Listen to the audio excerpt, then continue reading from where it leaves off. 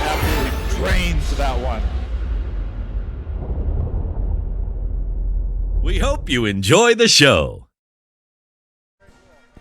And we come to you tonight from the Joe Richer Court, Norm Lowry Gymnasium at Everett High School. We're getting set for some high school boys basketball in the Wesco 3A, 2A. It's the Mountlake Terrace Hawks and the Everett Seagulls. Hello, everybody. Tom Lafferty. Daryl Olson, former coach here at Everett High School in basketball, now the golf coach, joining me on the broadcast tonight. Our statistician is Buddy Patrick. Coach Olson, how you doing tonight? You ready for some basketball? I am ready. Thanks for the invite. This is going to be exciting.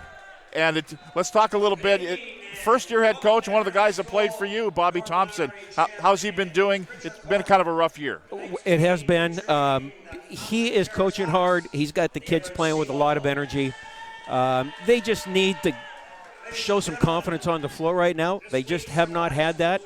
A lot of inconsistency. So, every game is another opportunity to get better and to find some positive things, and he's doing a nice job. And on the other side, Nayland Sood in his 20th year at Mountlake Terrace, ho-hum, they're good again. They're good again. Things never change down there. He's a solid, good fundamental coach. You know what you're going to get when you play Terrace, some physicality, very disciplined in the offensive end, and they check you really hard.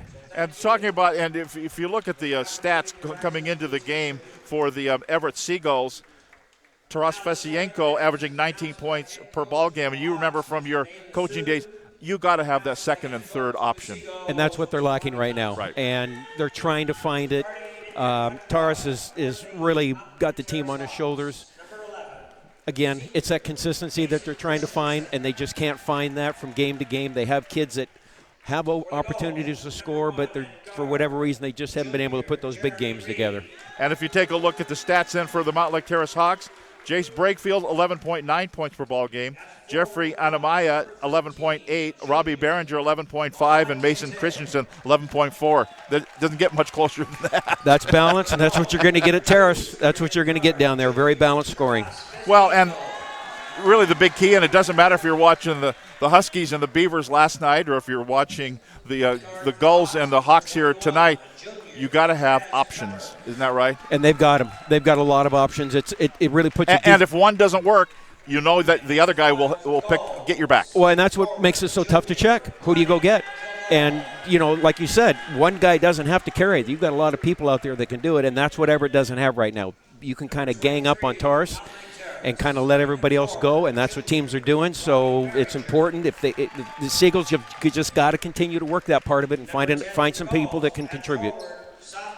And taking a look at the starting lineups for the Mountlake Terrace Hawks and the Everett Seagulls as they're being introduced in front of us. For the Seagulls, it'll be Ronnie Kildall, Taras Fesienko, Jeremy Reed, Peter Wilson, and Daryl Milam will be in the starting lineup for Coach Bobby Thompson. And for the Mountlake Terrace Hawks, Mason Christensen, Mohammed Kinte, it'll be Traz Pepper, Robbie Behringer, and Brady Blackmer, the starting lineup for the Mountlake Terrace Hawks. We'll take a break. We'll come back with tonight's opening tip-off and game action. It's the Mountlake Terrace Hawks and the Everett Seagulls. We'll be back right after this on STSPN.com. We are all frustrated with the high cost of heating and cooling our homes. At GNS, we are completely changing the way you keep your home comfortable. Because we are Snohomish County's premier Lennox dealer, we can design a perfect system for you, one that will save you a lot of money on your utility bill. The Lennox Home Comfort System creates the ideal home environment.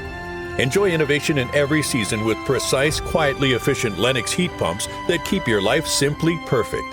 Call GNS Heating, Cooling, and Electric today or visit us at gsheating.com.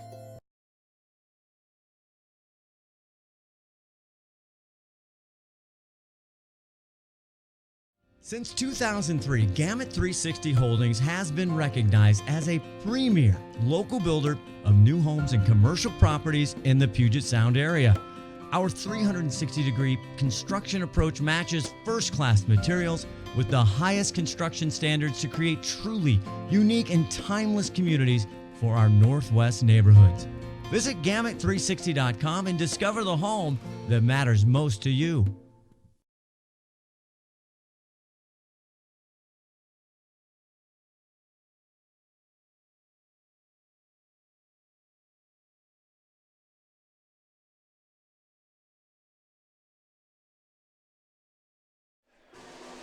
And we're ready to get underway here at Everett High School. Tom Lafferty along with Darryl Olson, Buddy Patrick. We got Todd Elvig and Sarah Elvig at the controls here in downtown Everett, ready to go. The officials tonight, John McInnes, Jeff Weatherby, and Robert Franklin. Coming into this game, the Mountlake Terrace Hawks at 3-1. They're a 2A team in the 3A league, along with Cedar Crest. And then the Everett Seagulls at 1-4 in league play, 4-7 overall.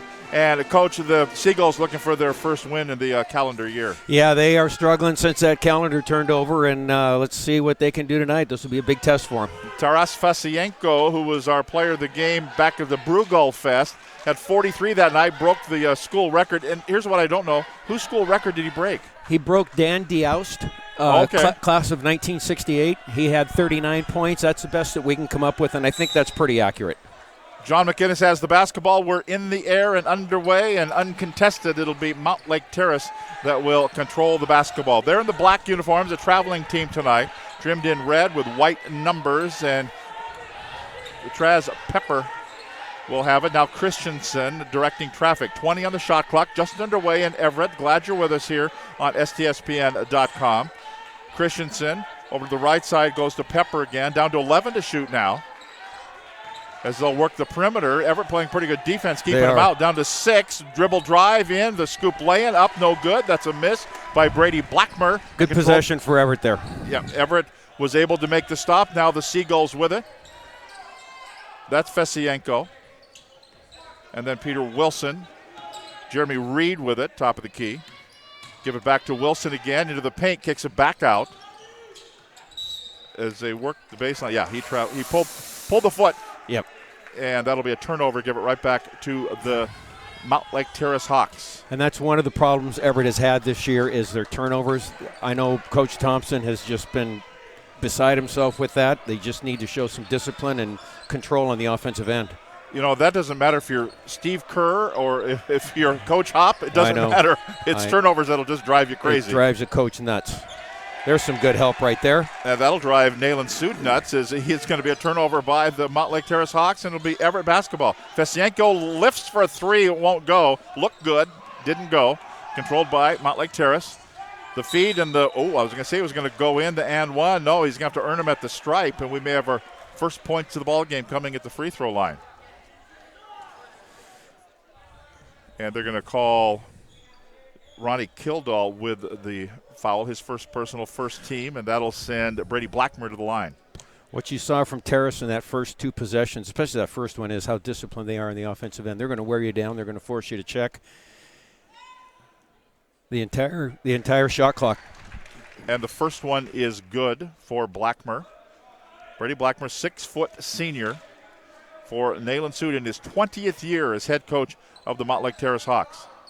Next one, good. So both shots go for Blackmer, and Mountlake Terrace has the lead here 2-0. Everett with it. Reed has it. He shoots too hard, no good. Blackmer gets a rebound.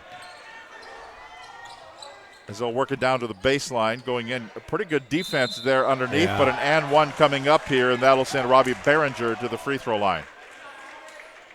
Well, I would think that Terrace is going to try to attack a little bit on the inside right there. Correction, Mohamed Kinte will go to the free throw line. The foul is going to be on Milam, his second team. So the bucket's in, and then a chance for the three-point play here for Kinte. It's good, and Terrace has a 5-0 lead.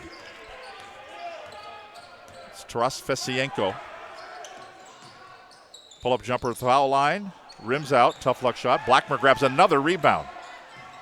Christensen, nice pass to the baseline, saved it, and it'll go off of Everett. Yep, off of Kildall. And it'll be out of bounds baseline for Mountlake Terrace. Everett, I thought, had some pretty good looks. They just haven't gone down. They get good looks. That's the turnaround over the top that will not go. Missed by Behringer. Reed. Kildall. Fesienko for a 3. Nope, won't go. And that's the bugaboo right there that the Seagulls have faced this year, is just that lack of consistency from the field. Well, and if you're going to miss, you got to get a rebound. Yeah, and that's what they are lacking right now. They're going to call a foul off the shot, as it was Christensen who shot it. But I think they're going to get, Mohamed Kinte is going to pick up the foul, pushing off underneath to try to grab that rebound. His first team on Mountlake Terrace. 5:37 to go, opening quarter, 5-0 lead for the Hawks. Seagulls in the white uniforms, navy blue numbers, gold trim. Turn, face, and fire, and it won't go for Milam. One shot there for Everett, and here comes Mountlake Terrace again. That's Christensen. At Fesienko with a rebound. He'll just take it himself. No, he'll kick it off left side. No call on the body on the floor, and a little roller that will go in for Peter Wilson. I think they got lucky on that no call. I thought that was a charge. He went hard to the floor, and the official says, let's play on. So they do, and the first 2 points of the ball game for Everett. That's Christensen. Wide open in the corner, but that 3 ball in the corner will not go for Traz Pepper. And Fesienko again has it. Little stutter move, and Christensen picks his pocket and takes it by himself, and the steal in the bucket by Mason Christensen. Out to a 5-point lead again for Mountlake Terrace. One of the problems when you get down early, kids get frustrated and they try to get it all back at once, and just instead of just maintaining their control out there and running the game plan and seeing it through, it's a long game out there. That's Milam. Nope, he traveled. Probably got turn, face, and fire is what always yeah. And he will go to the bench. And checking in will be Andre Gabriel for the Seagulls. Their first-year head coach, Bobby Thompson. Mountlake Terrace with the ball, leading 7-2. Christensen out for a long outside 3 that won't go. It's a miss for Behringer. And ball went off of Mountlake Terrace, and it'll be white ball. That'll be for the Everett Seagulls. 2 young teams out here too, Tom. We got Everett with just 1 senior. Mountlake Terrace with just 2 seniors, so there's a lot of youth out here. And we know what happens with young kids. Yes, we do. That's Gabriel, have had it there. That's Kildall.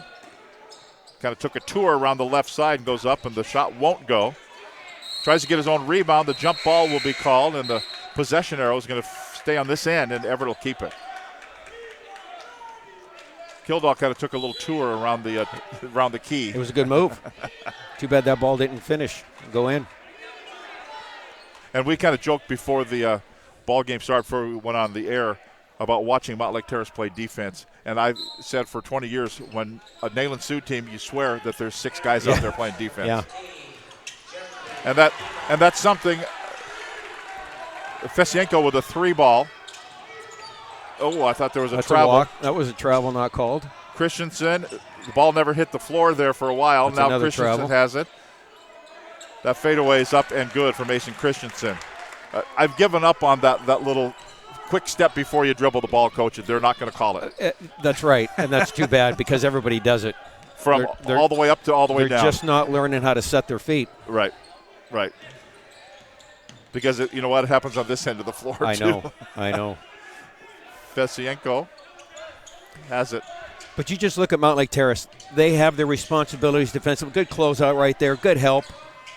They know what they're doing defensively. Keep their man in front. Right. Good weak side help. Good block out. 4 people on the board rebounding there. Yeah, that's the thing, too. They're playing good defense, but then they're in position to grab a rebound. Yep. I think they've gotten every defensive rebound. Yep. I'm not sure Everett has an offensive rebound yet. Count the bucket, and it's going to be called on Jeremy Reed, the foul. That'll be his first personal, 3rd team foul. And we got a timeout on the floor called by Everett. We'll step aside with 2 minutes and 37 seconds to go in the opening quarter. 11-5 Terrace over Everett. Back with more right here on STSPN.com. McDaniel's Do It Center is located in beautiful Snohomish, Washington. Locally owned and operated for over 40 years, they are proud to provide the Snohomish Valley with exceptional hardware, tools, lawn and garden, and sporting goods products. Their commitment to delivering legendary customer service and their outstanding employees continue to make McDaniel's the best and one of the most recognized Do It Best centers in the nation. Stop by and experience for yourself the difference between McDaniel's and the big box stores. Discover why so many people are choosing to shop at McDaniel's. Defensively, offensively, something. Usually that's when that happens. And we're back. Coach, you said you like the fact when, for one thing, Mountlake Terrace runs over to the huddle. Yeah. And there's Nayland Sood. He's got something to gripe about, and he's up by 6. He met every single one of them, and there was something said that was pretty intense. Free throw's good, and the lead is 7, so Terrace's biggest lead of the game. And it's going to be a turnover on this end, a foul called. Offensive foul called on Peter Wilson. That's his first personal 4th team foul, player control foul, so it'll be turned over to Mountlake Terrace. You said, Coach, look for a change. What are you looking for? Well, a lot of teams are coming out of timeouts. They might, one possession on defense, change something. They might change something on defense. Different coaches, different strokes for different folks. Everett came out with a little bit of, they extended their pressure that time. That was Robbie Behringer with the bucket, and the lead is 9 points for Mountlake Terrace. Their biggest lead of the game. And now Everett working it around. There you go. There's an open shot. There you go. That rattles off, won't go. Good Jameer hustle Reed there. with a miss. Ball went out of bounds. Last touch by Everett. It'll go right back over to Mountlake Terrace. Well, and when you're Mountlake Terrace, you're playing for other than the Western Conference. You're thinking that, hey, we need to take a little trip to Yakima. Correct. And that's exactly what their mindset is right now. And that's one of the nice things that I think the 2A schools have is they're playing against 3A schools. Not saying that it's always a case where they're better, but they're a stronger opponent, preparing you a lot better for the postseason. Well, and we talked before we went on the air as well about the disparity from the top to the bottom in the Wesco 3A. Now, it's going to change a little bit. Like next year, we talked to Scott Sifferman last year on our Prep Sports Show, last night, in fact. They're going to combine the North Sound Conference with the Emerald City Conference, and they're going to a tiered system in just about every sport. I saw that. I saw that in the paper, That'll be interesting to see how that works out. Fesienko with the 3 ball. And then the 3As are going to get bigger because Monroe's going to become a 3A. Cascade's going to become a 3A. 4As are going to be smaller. We're losing Mount Vernon and Oak Harbor. They're going to the Northwest League. So long outside 3 ball up and good. Jeffrey Anamaya with it, and it's 19-8, 11-point lead. Another steal here by Mountlake Terrace. Pull-up jumper. Christensen puts it down. And Mountlake Terrace is just in a sprint out in front now, up by 13 points as we're inside a minute to play in this first quarter. Seagulls need to slow down a little bit. They're trying to get it all back at once, and it's not going to happen. Just slow down, take a deep breath, run your offense, set some good screens. Fesienko goes over to Jameer Reed. Now to Jeremy. The Reed brothers in there, a little spin move, 10 to shoot. He stepped on the out-of-bounds line. Turned it over and goes right back over to Mountlake Terrace. Now, you coach golf as well. Yeah. Would a tiered system? It's different, right? Golf is such a different. It's like wrestling. It's an individual sport with a team aspect. Yeah, something like that's not going to work in your individual sports, but I certainly understand it with your team sports, football, volleyball, basketball. I think that stuff in my work. I don't know about baseball, but they'll address all that. That's just the new reality that we live in with the structure of the leagues. And I thought it's interesting. We were also then talking about Sultan is this size, but because of their free and reduced lunch, putting that percentage in, that changes their population. Yes, it does. And that changes Monroe's population. It changed Cascade's population. I mean, when they brought the free and reduced equation into it, that changed a whole lot of things for schools. And honestly, I think it's a fair equation. I think it's fair to bring that in. I think that was a smart move by the WIA. Well, and you see it in the Metro football. The rich get richer. Yeah. The Eastside Catholics and the O'Days. That's exactly right. And it happens in basketball. Yeah. Yep. I mean, that the Final Four in these tournaments become private schools. A private school state tournament is what it becomes. Right. And so what we talked with Scott Sifferman about, I think it's going to be interesting when the kids get on the bus from Seattle Academy and they drive to Granite Falls.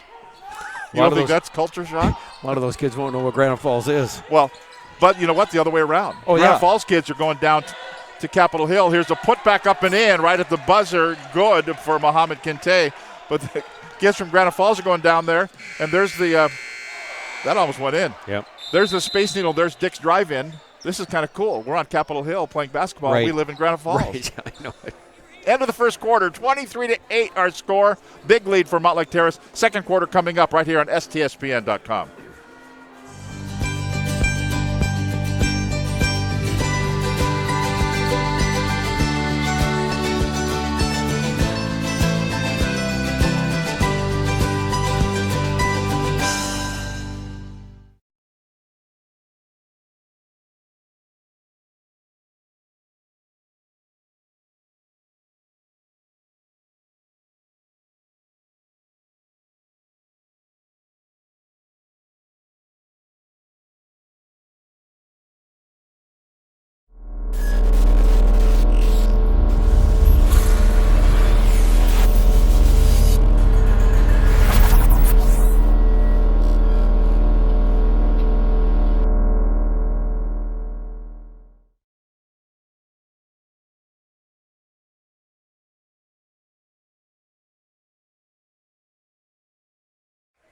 And welcome back here to Everett High School. 23-8, Mountlake Terrace leading Everett. Tom Lafferty along with Coach Darrell Olson. Watching this game, and Coach, it may become a long night for the Seagulls because Mountlake Terrace is not taking their foot off the gas. No, and they won't take the foot off the gas just because that's the type of coach Nayland is, and good for him. I mean, they're getting ready for postseason, and this is their stretch run right here. Well, and the other thing that Nayland Sood will do, and he's done it for the 20 years he's been the head coach. We're going to have a travel here on Everett, so that'll be a turnover. But he plays a lot of guys, too. He does. You think, well, get those guys out of there. None of Yeah. these guys are starters. Yeah. Oh. Yeah. Oh, yeah. okay. Yeah, no, he's got depth. There's no question, and that's what you need come at the end of the season.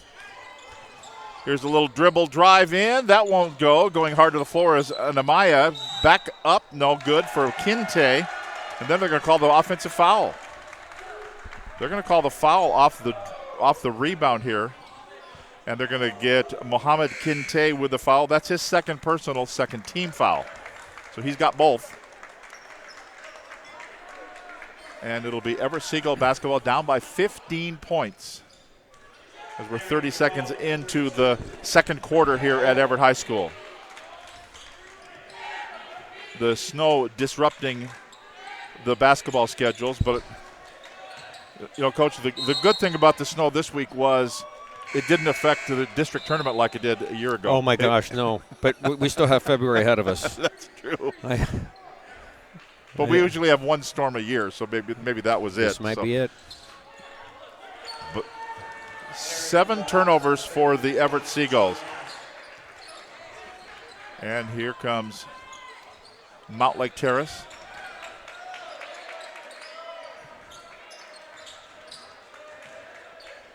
As they work it around.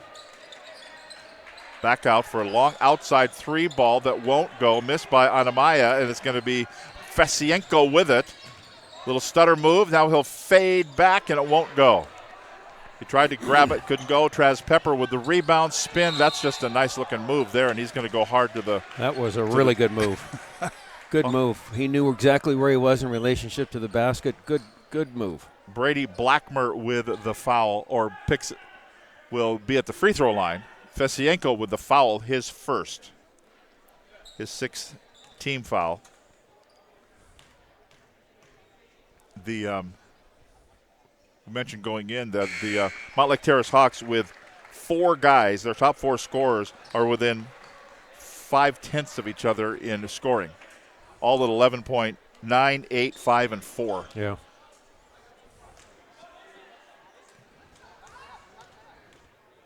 (24-8) the score. Next free throw here will not go for Blackmer. And Brady Blackmer is not one of them. as they work it around. Everett with it.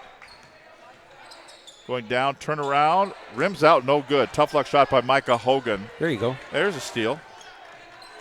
Taken away there for the Seagulls. It's Fesienko. They go out to Milam.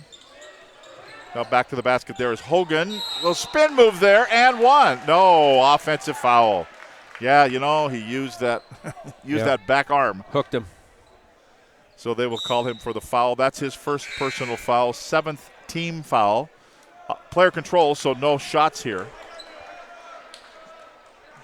Ronnie Kildall will check it back in. He's one of your golfers, Kildall. He is. He's a good golfer, good athlete. Ronnie's a good athlete. Good golfer, like really, really good golfer. Really good golfer, yep. Next level kind? Next level kind. He's only a junior, so he's got a lot of golf ahead of him. But he's out here playing basketball. Yes, he is. A little runner up and good for Vitali. I'm not going to try it. I'm just not going to do it. Mercatchian, maybe. MkrtYchyan. We'll go with Mercatchian until we hear otherwise. Go with Vitali. Vitali, yeah. That's Milam. He traveled. 8 turnovers for the Seagulls. And, And that has been a bugaboo for the Seagulls, is that traveling. They just can't get their feet under them, and it's been a real trouble spot for them this year. Thought there was a little push there, but they're so they work it right side. Anima with it. Oh. No, somebody wide open. Somebody has a breakdown. And Coach Bobby Thompson says, we got to talk about this. We got to cover them all the way, and it doesn't. And the lead is 20 now, 28-8. We'll come back with more from Everett High School after this timeout. That traveling.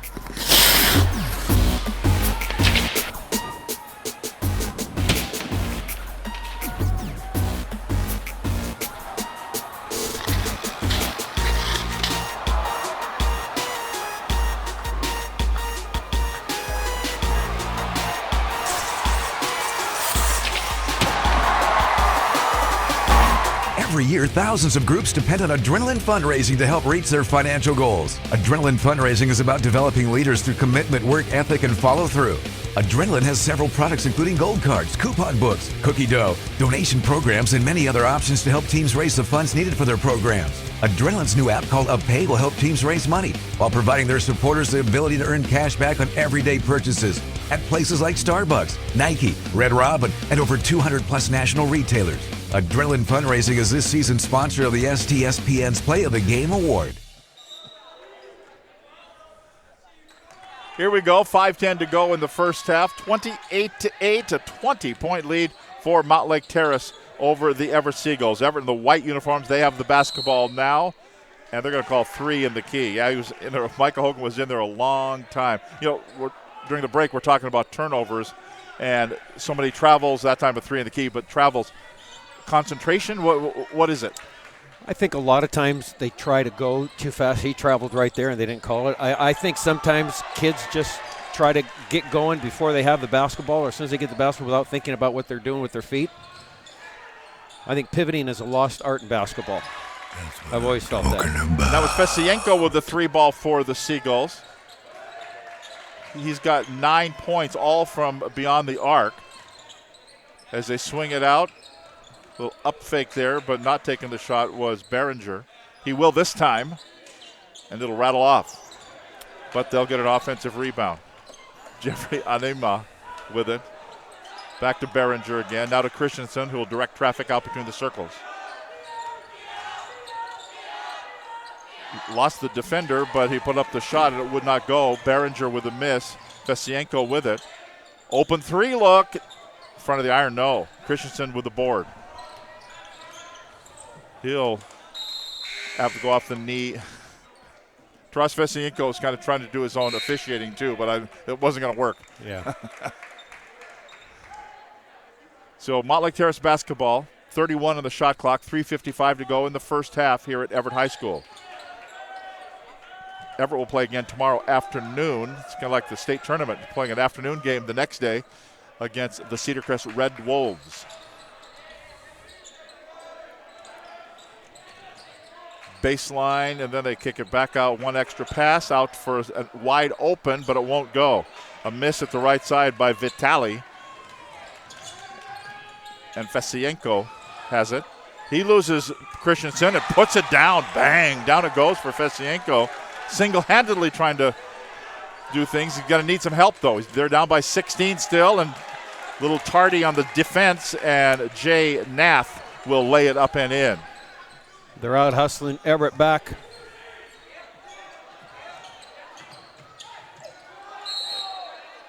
You have a travel. I thought you could have had an offensive charge. You could have had a defensive block, and I think the better of the thing was to just call it travel. Yep, and he just got a tee. Yeah. Add to it. Frustration. Let the officials officiate. Worry about playing the game. So Fesienko will come. Here's what I've learned, Coach, and you've seen it for as many years as me, if not long. You don't win with the officials. Never. No. Oh, Coach, you're right. I'm going to change my mind. No, it's for a player's got to play the game. Right. The coach can make his point, but you've got to know where that line is, and you've got to just stay true to your coaching, stay true to your team. That's what matters. You cannot control what goes on with the officials. Anima at the line for the technical foul shots all by himself. 34-14, back to a 20-point lead. And Fesienko, after the technical foul, will go to the bench. That's 8 team fouls now on Everett, 2 on Mountlake Terrace, with 3 minutes to go here in the first half. Christensen, as they'll work it out. Traz Pepper. He finds a seam, goes in, can't get it to go. Flag down, grab there, bodies on the floor. Milam has it, bodies on the floor. That was interesting. The official on this side saw it, and the official back. I don't know. Here's what other thing that we've discovered, Coach. From 75 yards away, like we are, we never miss a call. No, we can see it all pretty clearly, much clearly than they can from 5 feet away. Yeah. I always felt I had the best view in the gym right from the bench. Yeah, you have coaches say, it's the worst view is on the sidelines. Yeah. So Mountlake Terrace. Little careless there. And then Mason Christensen just goes over and just puts his palms down and says, guys, calm down. We're up by 20. Let's just work it. As Mountlake Terrace does not play tomorrow, but they do play on Monday on Martin Luther King Day down at Lower Columbia College. Here's a steal by Fesienko. He's back in the ball game and laying up and in.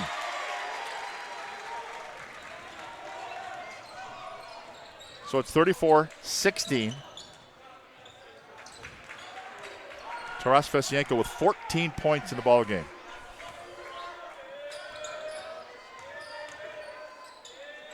Little stutter move, won't go for Anima. And then count the bucket. They're going to have one shot coming up here, and I think the foul is going to be here on Milam. Count the basket. Yep, 33. Daryl Milam will pick up the foul, the 6'2 senior. That's his third personal foul. 10th team foul into the double bonus now this final minute 55 of the first half. Coming up second half, we're going to talk about some of the teams from past generations here at Everett High. In fact, Coach, there was one that was honored here a couple weeks ago, right? They did. They brought the 1990 team back on their 30th anniversary of that third place finish at state. It was great to see the kids again, and I call them kids. They're adults. They're married. They have children. It was awesome to see, just to meet the families and see what they're doing now. It was a very, very fun evening. There's Fesienko with a 3 ball. He's had nothing but threes in the ball game. Actually, 1-2. 36-19 the score. So we'll talk about that coming up here in the second half of this game between the Hawks and the Gulls. Scoop lay-in will not go. And here comes Everett. Jeremy Reed. Bounces it down. Wilson. Get out of the key. Been in there for a while, but now will kick it out to Fesienko. 21 to shoot. Kind of looked at the three, but the defender's right in on him. They've adjusted to that. Get out on his face. But no, here's a steal. It's going to be taken away. And here's a lay it up good. They're going to call the offensive foul. Good call. Good position taken by the defender, Fesienko. And this is how Mountlake Terrace plays defense. Their hands are active. Their feet are active. They are in your grill. They just give you no time to breathe, and you've got to know what you're doing out there. And right now we're not setting screens. We're not creating anything. Our spacing is not real good. Reed, Wilson. Put it up, counted, and one for Peter Wilson, the 6-foot sophomore. And he'll go to the free throw line. Well, and if you're not hustling for Nayland Sood, there's a nice place right next to him on one of those padded and chairs. There is the advantage of having depth. One of the best motivators in basketball is when that kid gets to sit on the bench next to the coach. That's a high motivator right there. 36-22, 42 seconds to go. The lay-in won't go. Battling for the offensive rebound won't go. It's surrounded by Everett Seagulls, and then it's going to be stolen right back. Wait for the defender to go by, and up and in for Jay Nath in the bucket. 38-22. Stick-to-itiveness there for Nath. Yep. Fesienko has it for Everett. 21 to the shot clock is dead. They can play for one shot, down by 16 points. It's Gabriel Fesienko. 10 seconds to go. Tries to lose the defender, runs into two more. Down to 5 seconds to go. He will shoot the three. Won't go, but he gets fouled. Is it rule number 1 or 2? Don't foul the three-point guy. Yeah, and there's Nayland Sood's opening line for that halftime speech is that call right there. Yeah, so, you hate to be the person that makes a blunder near the end of the half because you are the coach's opening remarks once you get into that locker room. And I hate to break this. It's going to be Traz Pepper who's going to get the wrath of Coach Sood because he picked up the foul. Yep. But the first free throw does not go. Second one will for Fesienko. He's got 21 points. And next one is good. 38-24. So he's got 22 of the 24 points. And we are at halftime here. And it's 38-24.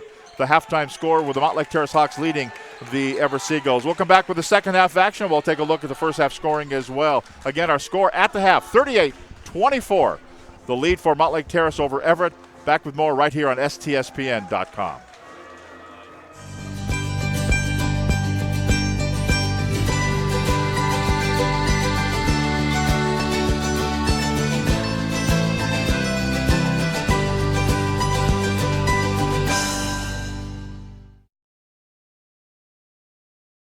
Since 2003, Gamut 360 Holdings has been recognized as a premier local builder of new homes and commercial properties in the Puget Sound area.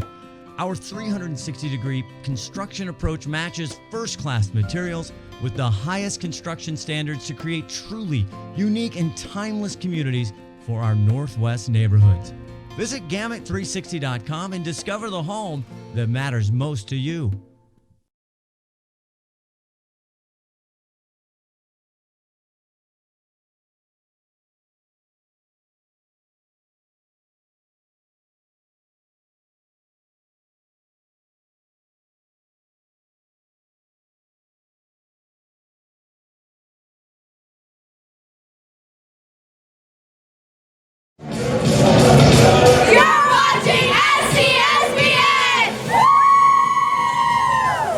McDaniel's Do-It Center is located in beautiful Snohomish, Washington.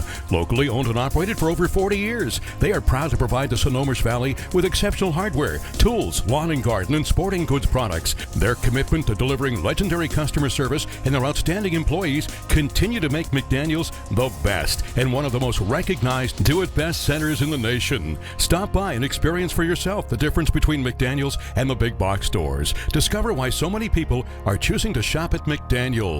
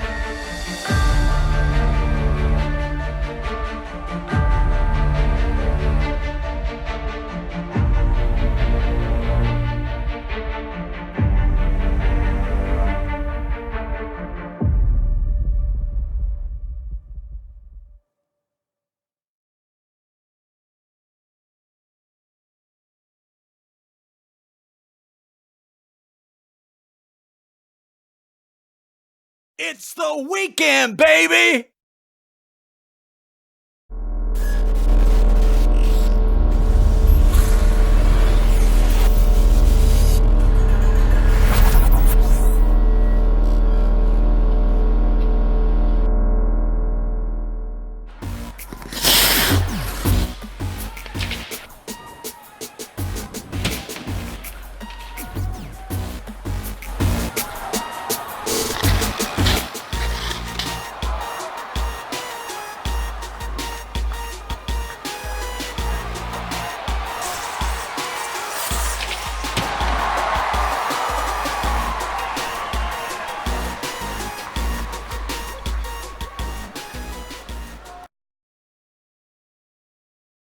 Ladies and gentlemen, before our show begins, please silence your cell phones.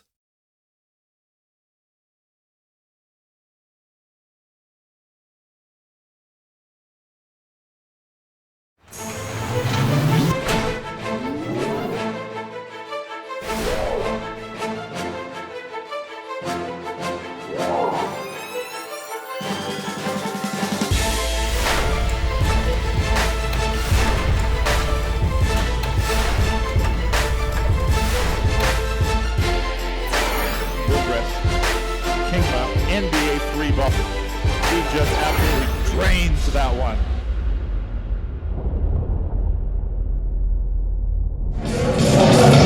You're watching STSPN! Woo! And welcome back to Everett High School. Halftime here, and it's a 38-24 lead for Mountlake Terrace. Let's go to Buddy Patrick, who has a look at the first half stats. We will start with some team stats. For the Hawks, Mountlake Terrace, 15 for 31 from the field, 48%, 1 for 6 from three-point range, 7 for 9 from the line. For the Seagulls, 8 for 20 from the field for 40%, 5 for 10 from three-point range, 50%. That's all Fesienko right there, 3 for 4 from the line. Individual stats, leading scorer for the Mountlake Terrace Hawks is Robbie Behringer with 7 points. Fesienko with 19 of the Seagulls' 24 points. Tom? And underway in the second half, and here we go. It's Mountlake Terrace with the ball and the big lead at 14 points. It was as much as 20 points in the game. And it's going to be an out-of-bounds play, and it'll be Everett with the basketball. Everett with Jeremy Reed, Taras Fesienko, Ronnie Kildall, Peter Wilson, and Daryl Milam. Their starting quintet back out there again. For Mountlake Terrace, Mason Christensen, Mohammed Kinte, Robbie Behringer, Traz Pepper, and Brady Blackmer. And that is Behringer bringing it out of backcourt. Down low it goes. Little spin move there and up and in for Mohammed Kinte, and the lead is 16 points at 40-24. Looking for Milam over the back, I think is what they're going to call. And we're going to keep watching the ball game. But Coach Olson, let's talk about a couple of weeks ago you honored one of the teams here at Everett High at halftime. They invited our 1989-90 team back. It's the 30th reunion coming up this summer, and the 30th anniversary of that team finishing third place that year in the state tournament. And as I said before, it was just great to see the boys meet their families, their wives, their children, and it was just a really fun evening. So give me some of the names that people that are watching tonight are going to say, oh, I remember him. Yeah, well, we were led by David Vick, big 6'10 center that went over to Washington State on a basketball scholarship. Right. Sean Frank, Charles Morris, Brian Taylor, who went down to Stanford on a football scholarship and graduated from Stanford. So you had smart guys, too. Yeah, smart guys, and isn't that amazing how that all translates out to success on the court. Jeff Starr, who came off the bench for us, but he went on to Western and played football. Mike Joseph came off the bench for us. Jason Rooker, who went and played baseball in college. I mean, we really had some good athletes, and I think that's really what you lack a lot nowadays is that overall athlete. In high schools, you get too much specialization, but that was a terrific group. We just had a lot of pieces, and as the season went on, we got better and better and better, and then, of course, postseason hit, and we – well, to talk about the regular season, to talk about how that regular season unfolded. It was interesting because it was a tough West Coast league. We had Mariner, who had beat us twice in the regular season, Marysville Pilchuck, who we had split with, and then us. And the whole season just seemed like a playoff game because every night you went out and were just great games, really hard physical games, good teams, and not a lot of separation between any of us. And you were assistant, right? I was assistant to Roger Haug. Roger Haug, yep. So I'm just going to go the Wayback Machine with you as we go along. Who was the coach at Mariner at that time? Was that Jerry Carr? Jerry Carr. Yeah. Good coach. Yeah, Mike Lowry was out at Marysville Pilchuck. Oh, by the way. Yeah. Oh, by the way, and they kinda. were just coming off that terrific run of 4 years with those, Palco and those kids. Right. And Jerry had a great group out there. It was a good competitive league. And then we went into the district tournament, and now this is at that time. This is before we went to the 4A, 3A. This was AAA. This was the old AAA. The old AAA. Old AAA. Right. And went into the district tournament, and of course we draw Mariner in the opener, and we beat them. And then we lose to Marysville Pilchuck, which dropped us down into the losers bracket, and we had to play Mariner again because they had won their next game in a loser bracket, and we beat them again and eliminated them, and then came back, and Marysville had to work through the loser bracket and had to play Marysville, and we beat them to go to state. Okay. And, I mean, we came through that district tournament, and there was no regional tournament. You went right to the state tournament there, and we came out of that thing, and we were flying high. We were playing well. And at that time, the state tournament was in the Kingdome. Was it? That year, the state tournament was in the Seattle Coliseum. In the Coliseum. Okay. Yeah, we went to the Kingdome after that. Okay. Yeah. All right. Yeah. But that one was in the Seattle Center Coliseum. And this is before Key Arena, before they dug it up for the next Key Arena. Yep. This is the old Coliseum. And it was awesome. For a high school state tournament, it was the best. As you know, you were down there. It was the best of the best. And it was just a great state tournament. We had to beat Redmond, who was two-time. They had won back-to-back. We played them in the quarter. Jerry Coster? Jerry Coster. We played them in the quarterfinals.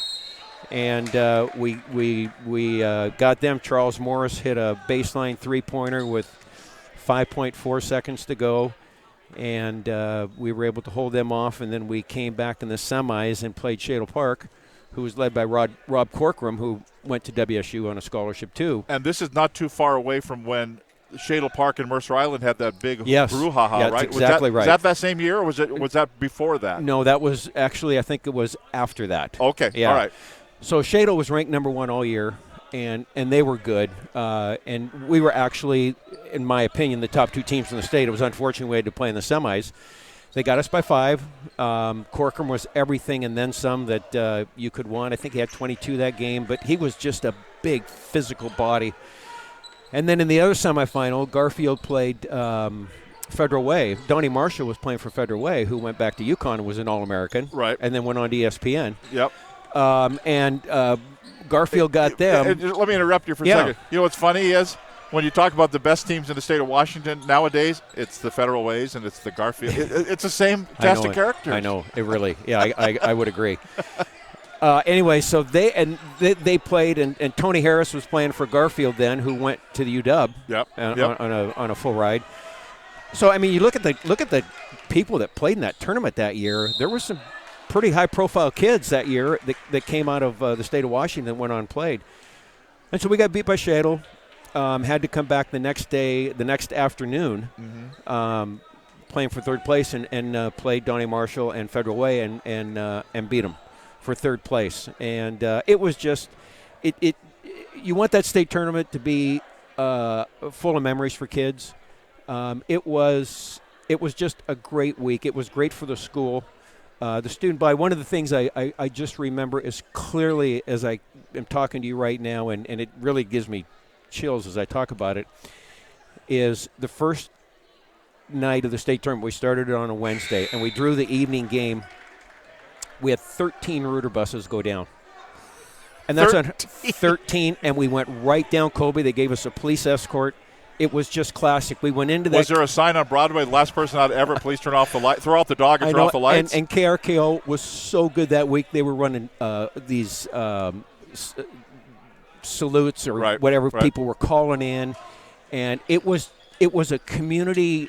It was it was bigger than us. It was just this community thing that was going on, and it was just building up. And at that time, I don't know if KRKO was doing the play-by-play or KWYZ. Bill O'Mara was doing the play-by-play then, and he was just classic. We've got the cassette tape of his broadcast with the Redmond game, and he's right in front of our student section, and you can barely hear him most of the time because there's so much screaming and yelling going on. But we came back from that, and it was just such a great feeling for everybody. It carried our school for the rest of the year, and that group of kids, just they stayed in touch. We had a couple kids come up from Los Angeles that are relocated down there, and to have them together meant a lot. There was a little social afterwards, and everybody got a chance to get together and talk more, and a lot of fun. And it's some of them that are in the area continue to come back and watch games, but a lot of them that have left the area, that was their first time back in a while. And of course now this summer they'll be celebrating as they get together as a class for their 30th reunion. It's funny, over the years I've worked with Kurt Marsh on certain things, and we've talked about things. He played high school football, then he played for the Huskies. He played in a Rose Bowl. He played in a Super Bowl. Right. He played in the NFL. He says, but you never forget the guys you went to school with. I know. And that was kind of the theme as we got together and we're talking. A lot of them, the kids that went on and played college sports, had really good careers. Sure. But their fondest memories, that state tournament week. And it's funny because they can tell you what they did every day of the state tournament, what school was like, what the bus rides were like, and it's those memories that you hope you can have in high school, and that's why that state tournament is such a great experience for kids. Did you go down and stay, or did you guys come back and forth each day? Oh no, we came back and forth each day. We drew the evening session all week, so the kids were in school.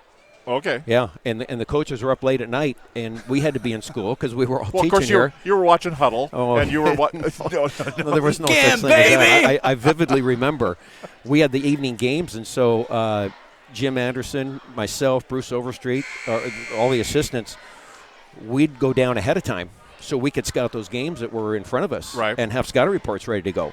And then you win, and we get out of there at 9:30, 10 o'clock at night while on the bus ride home. We got flashlights trying to scribble out our notes, and the next morning we're up at 5 a.m. getting that stuff ready to go so that right after school, kids came in for a quick session, and then we were getting ready to go down to Seattle. And it was all fun. I mean, we were exhausted. It took me a week to recover from that, but it was so much fun. And it was just the adrenaline factor and the community factor. All that stuff played into such an important role that week. Talk about the who else was helping you coaching-wise? It was you and Roger, but then you said other guys. Jim Anderson was our sophomore coach, or I'm sorry, our freshman coach. Bruce Overstreet was our sophomore coach. David Hutt, who had graduated in the early 80s, was back as a volunteer assistant. So, again, they were all former Seagulls that had all played ball here, that had all were now coaching. And so they knew the culture, they knew the climate, they knew the traditions, and, that made it even more fun. So what are some of the guys that came back and you saw? What are some of those guys doing now, the players? Well,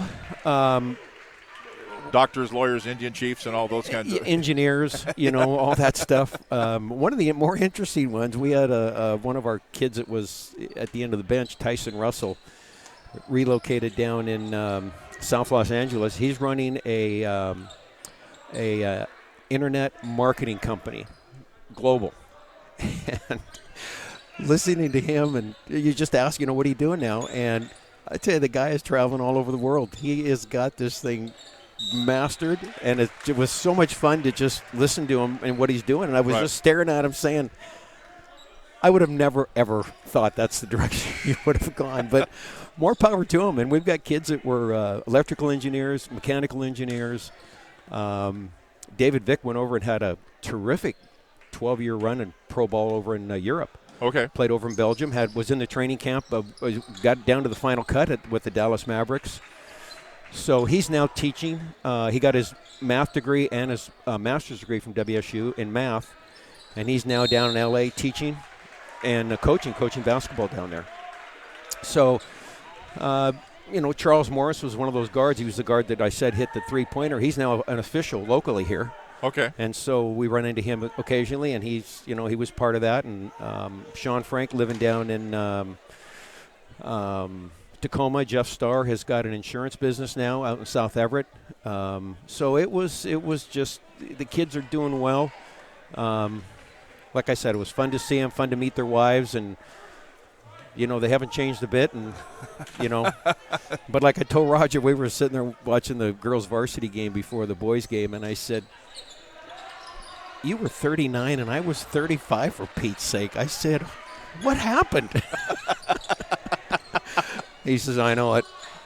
So time flies. Time flies, but it was fun, just reconnecting with everybody. He said to me, he says, "I'm worried I'm going to forget their names." I said, "You're not going to forget the names." And so I kind of called up the roster the night before. I looked through some of my stuff, and so I had the roster, and I said, "Okay, here we are." So went through all the names, and just to kind of remind ourselves. But fun time that night. So are the kids, when you see them now, are they still the same guys? I mean, they're older, 30 years older, but he's a goofball, and he's always been a goofball, and he's a serious guy, and he's always been a serious guy.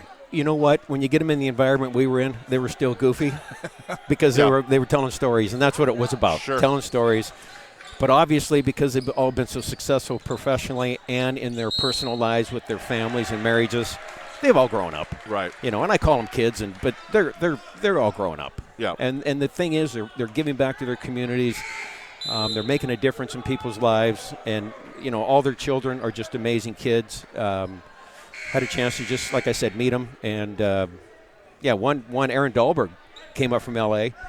and he had the whole family, and he's got a big family. And I said, Dahlberg, I says, "How's things going?" And he was just he hasn't changed a bit. He's just full of life and high energy and always positive, and that's the way he was in high school, and he hasn't changed a bit. So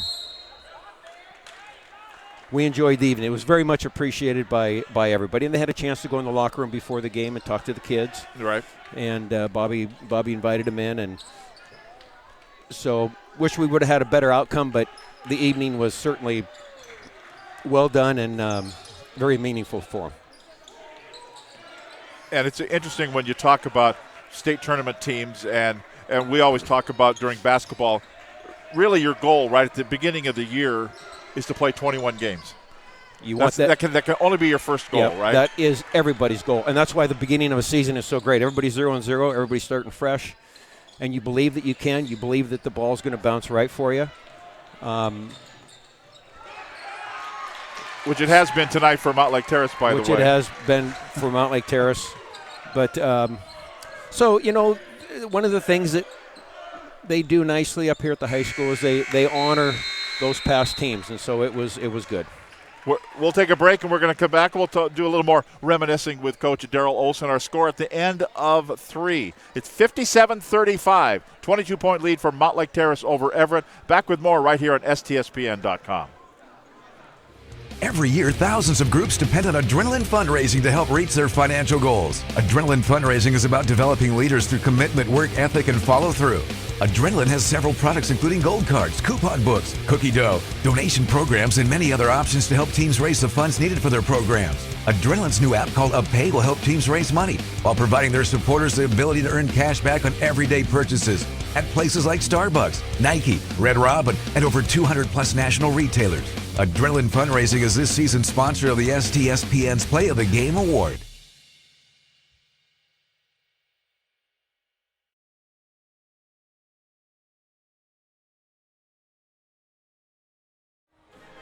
But I tell you, that Justin Shalati, the kid that came by here, he was on that 95 team that took 5th.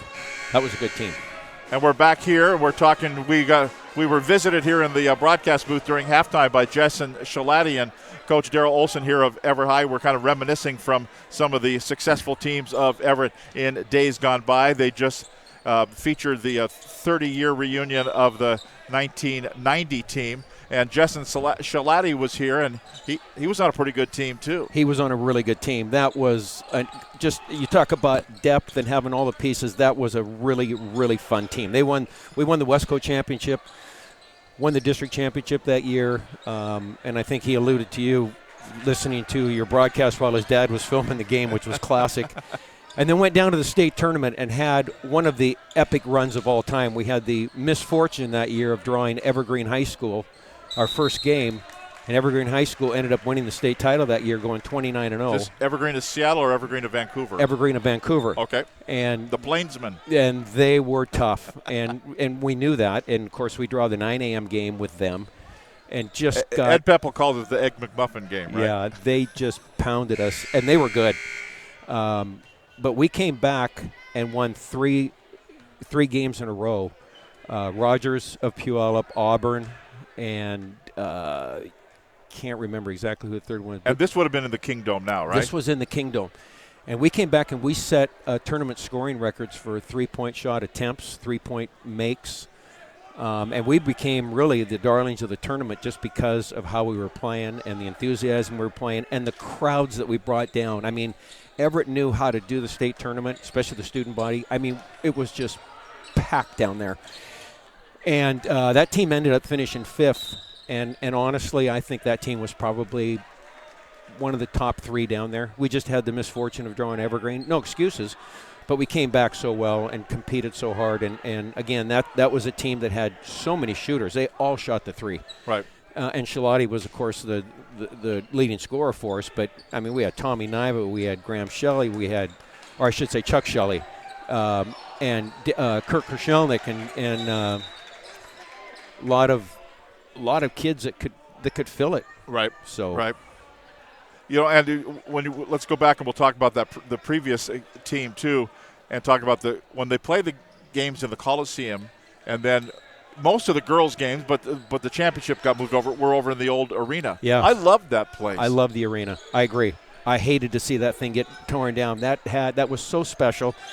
I got it why they did it, but it was for high school sports. Right. It was just perfect. And you know, at times I think they held some Seattle U games over there. Right. In their later days, but it certainly filled the needs that we needed for sports venues. Right. Yeah. Yeah. And then Kingdom. I love the Kingdom. And people say, my gosh, how in a baseball and a football state? But you know what? They made it work.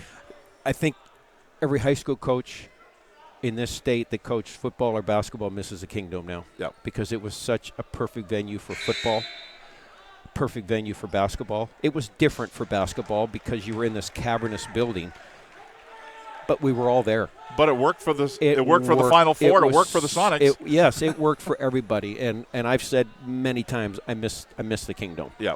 Good venue, and the kids loved playing it. Yeah. It was different. You were on a portable floor, which they never played. You had a backdrop. Well, you had no backdrop. What am I saying? You just shot into this void. But it was fun. Everybody was there. You had 3 games going on. You heard the horns from other. But everything was there, and it was what I think is high school. That high school state tournament should be. Right. And I know we're never going to be there again, but during that era, it was a lot of fun. The 90s were really a lot of fun. And here, it's not been that fun for the Everett Seagulls, although they've gotten down by here in the 20, 22-point range, and then they kind of stuck with Mountlake Terrace. Yep. Well, they haven't given up. They're still playing hard, and that's the thing. Bobby's got them going.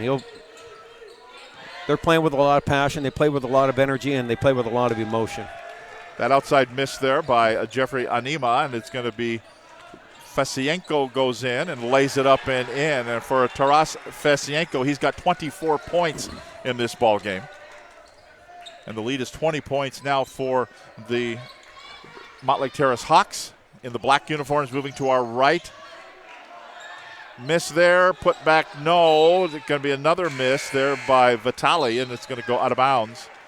And they say last touch by Everett, so Mountlake Terrace will keep it.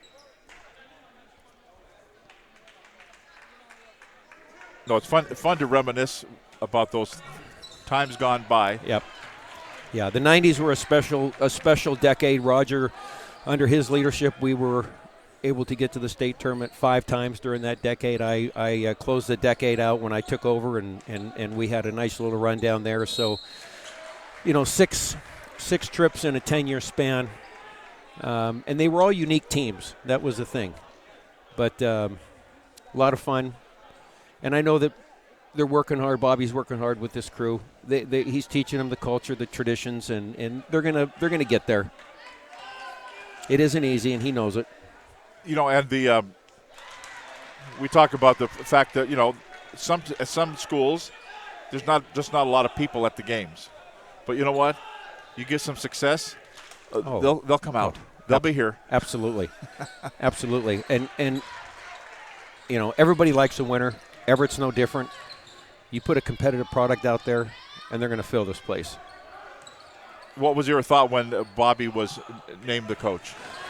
Well, I knew the two finalists. They were both former players of mine, and so when he got the job, I knew he was going to bring a ton of passion and energy to it and emotion. Because that's the way he played. That's exactly the way he played. And he's got a basketball IQ. He just lacked that coaching experience on the sideline because it's a little bit different when you get on the sideline. But he'll learn. He's learning. Weekend, baby! He's bringing him along, and mistakes are made, but he'll be fine. He's going to work at it. Nobody's going to work at it harder than he is. Right. And I'm guessing there just needs to be some stability. It's been kind of a little of a coach's carousel here the last few 5-6 years. Seems like every 4 years there's a new coach, and that stability is one of the hallmarks of how the program used to be. Right. And so I think they'd like that if they got back to that. And again, you hope that Bobby's going to be able to get that established. He's young enough to where he's not going to get burned out, I hope. He'll be exhausted, but he just won't be burned out. Yeah, but it's a good exhaustion. Yeah. Well, and we've been talking about the successful teams in the Western Conference. Okay, Brian Hunter, long time there. Yep. Zach Ward, Stanwood, yep. long time. Yep. Steve Johnson, Jackson, long time. Well, Barry out at Pilchuck. He's and he was a Mike Lowry player Disciple, too. yep. Yeah, he kind of grew up in the whole system. So, And we've talked about the because you've been around it during all these. The Jim Adams coaching tree. Yep. For all the guys that have the success, which includes Brian Hunter and Ken Roberts, the Snohomish girls. That's exactly right. Then Mike Lowry. Yep. With Zach Ward at Stanwood and Barry out at and Mike Lowry. He was from. They have their own plant, their own tree from his dad, who this gym is named after. That's exactly right. Yep.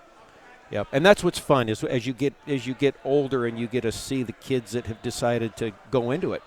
Of the last 4 coaches that we've had here, 3 of them were former players of mine. Sure. And the one that wasn't, Aaron Nations, he was a product of Mike Lowry out at Pilchuck. So, there's a coaching pedigree in the county, and that stems from having good, solid coaches in place right now. Here's a jumper for Jeremy Reed, won't go. Everett trying to grab the offensive rebound. We're going to have a foul called off the rebound here. 61-41 the score, 20-point lead for Mountlake Terrace, 4:34 to go in the basketball game. Tom Lafferty along with Daryl Olson. So what years were you head coach here? Because you took over for Roger Howe. I did. I took over in 99, and I coached it from 99 to through 2005. Okay. And now the golf coach. And one of your golfers is out here. Yeah. I'd taken over the golf program after the unfortunate passing of Joey Richer. Right. And have. So you've been golf coach that long? Yeah. Really? Yeah. And I played for Joe when I was a student here. And so I've kept that. I enjoy that, and have had an opportunity to work with some really, really good golfers that have gone on and had some pretty good success. And so, it's no hurry to give that up. I know there'll come a day when I will, but I enjoy that piece of it. When they take the keys to the golf cart away from you, right? Because you can't find your way back to the clubhouse. Isn't that the truth? Yeah. Well, I always said my first probably 15 years of doing this, when it gets to the point where my players can beat me regularly, I'll give it up. Well, this group of kids that I've had the last 4 years have been really, really good. And I just try to keep up with them. So you mix the handicap in, right? Yeah, I always put my handicap in there and say, bring it on.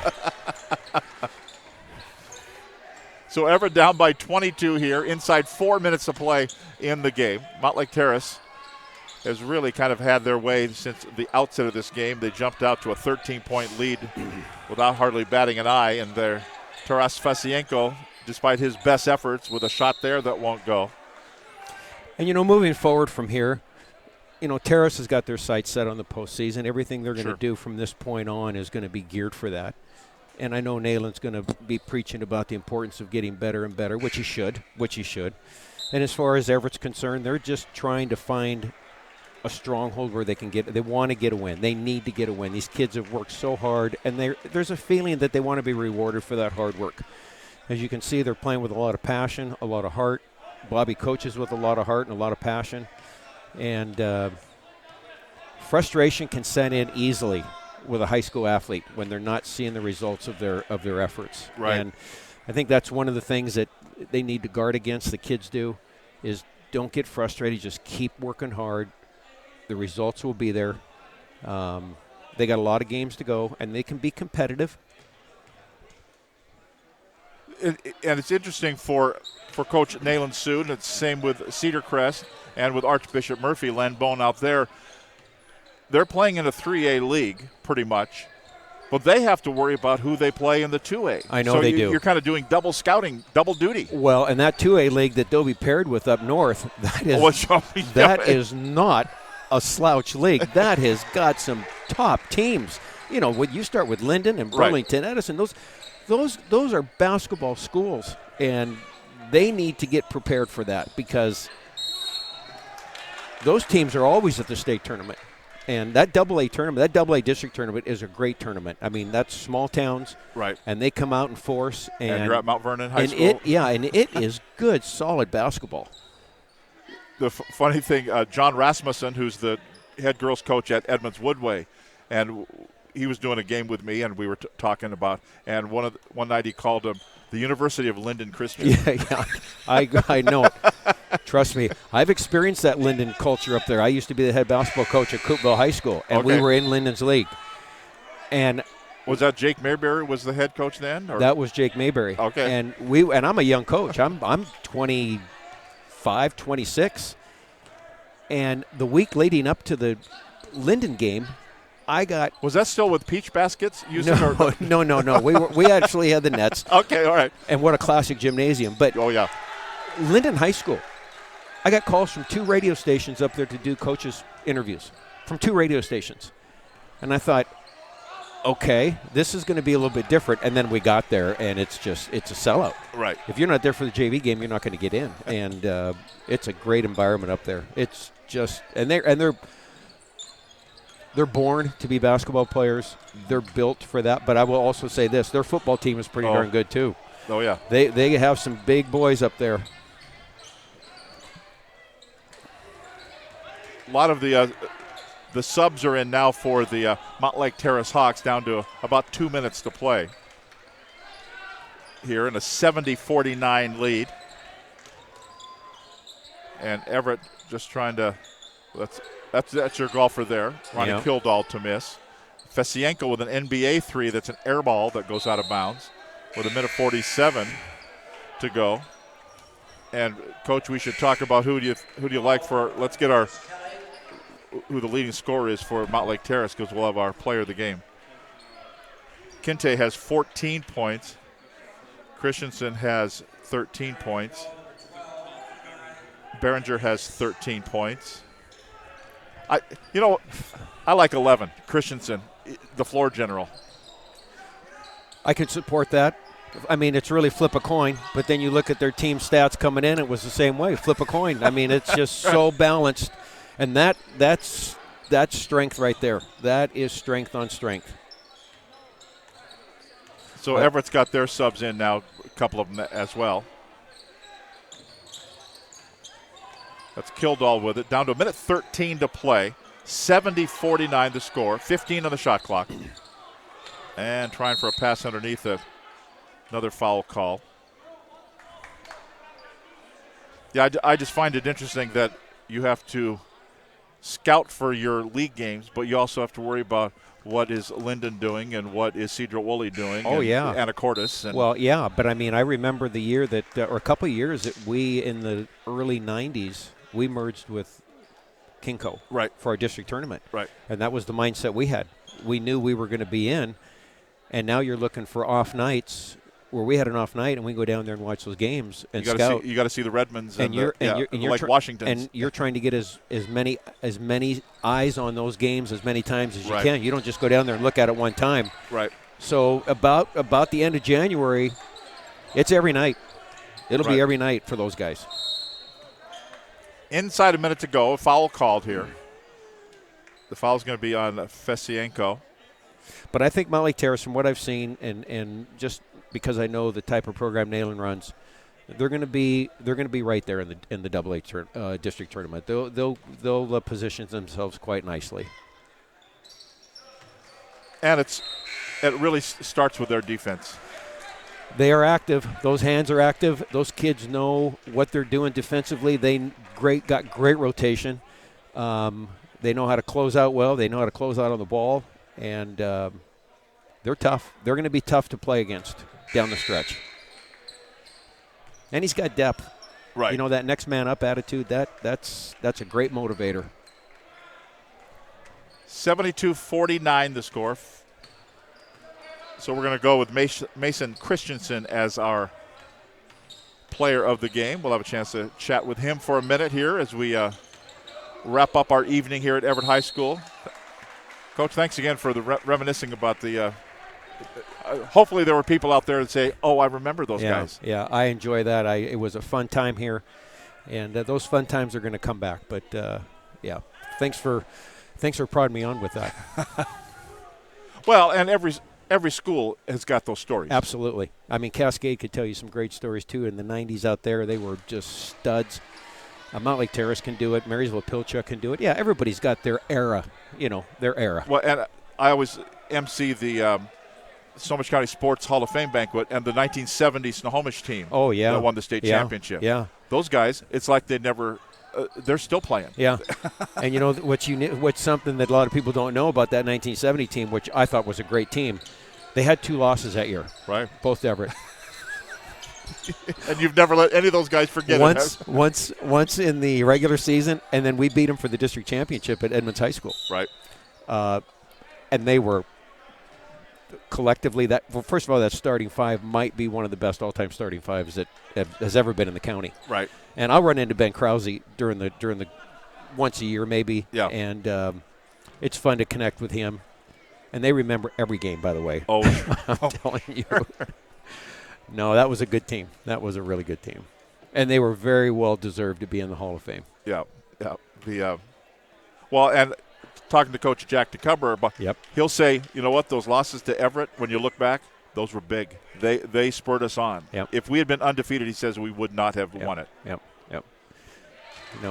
Because that sting of losing. And I was a sophomore at Everett, and of course, you went to every game. Right. And those were classics. Everett Snohomish games were classics, as were Everett Cascade games. Sure. I mean, there were some great rivalries back in those days. They're going to call it off. Lots of offensive fouls tonight. Lots of offensive fouls, lots of traveling. That's been their headlines for the evening. Yeah, offensive fouls drive coaches nuts.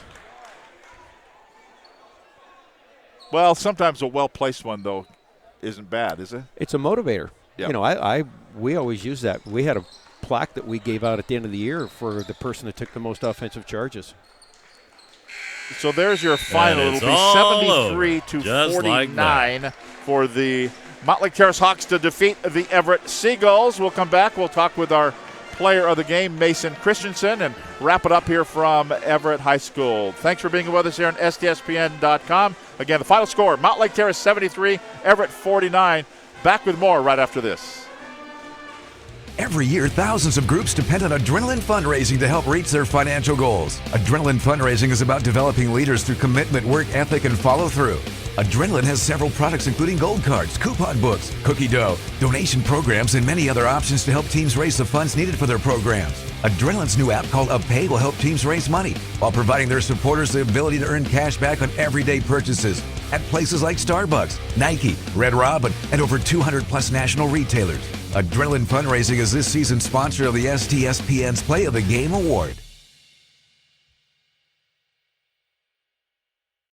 McDaniel's Do It Center is located in beautiful Snohomish, Washington. Locally owned and operated for over 40 years, they are proud to provide the Snohomish Valley with exceptional hardware, tools, lawn and garden, and sporting goods products. Their commitment to delivering legendary customer service and their outstanding employees continue to make McDaniel's the best and one of the most recognized Do It Best centers in the nation. Stop by and experience for yourself the difference between McDaniel's and the big box stores. Discover why so many people are choosing to shop at McDaniel's.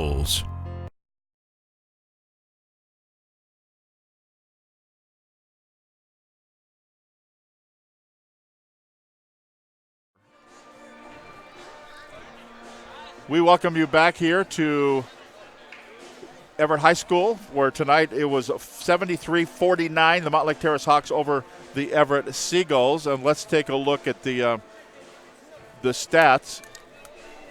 Wait. Let's have. We're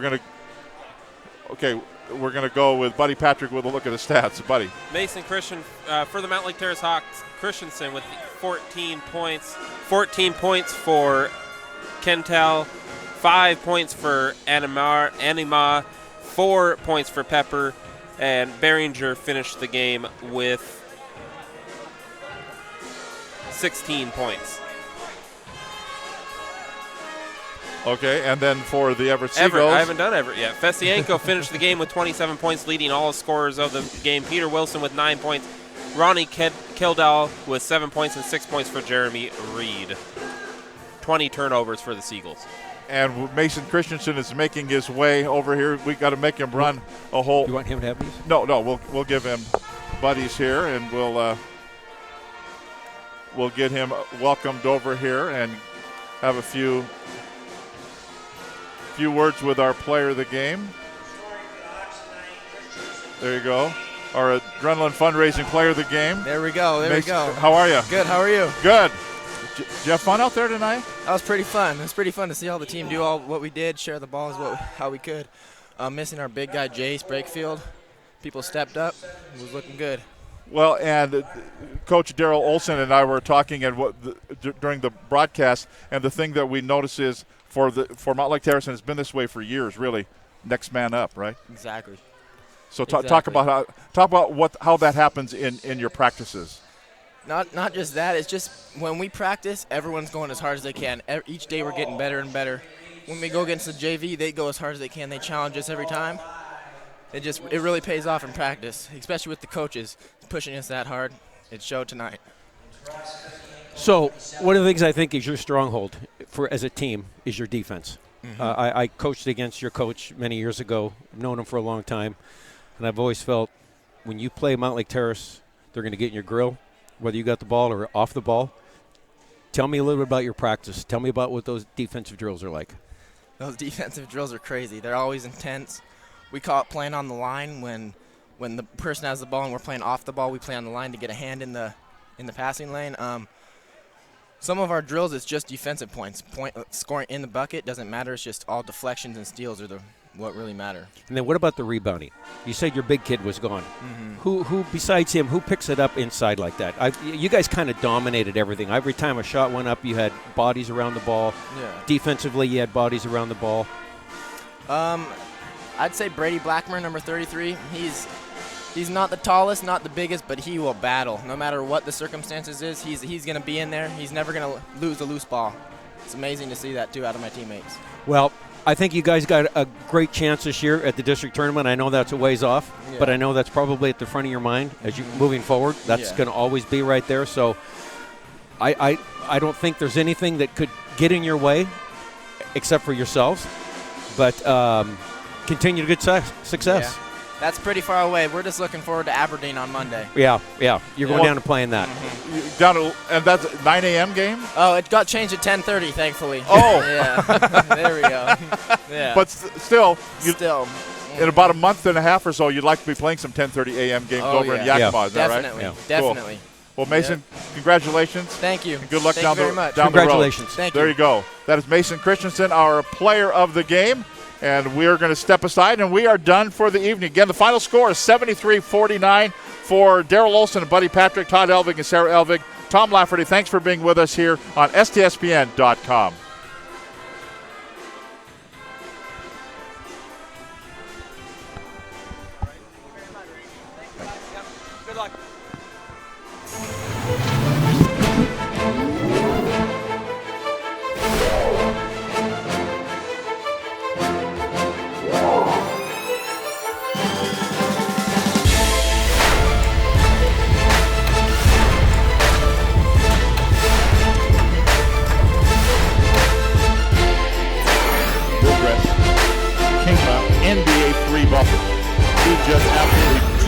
to that one.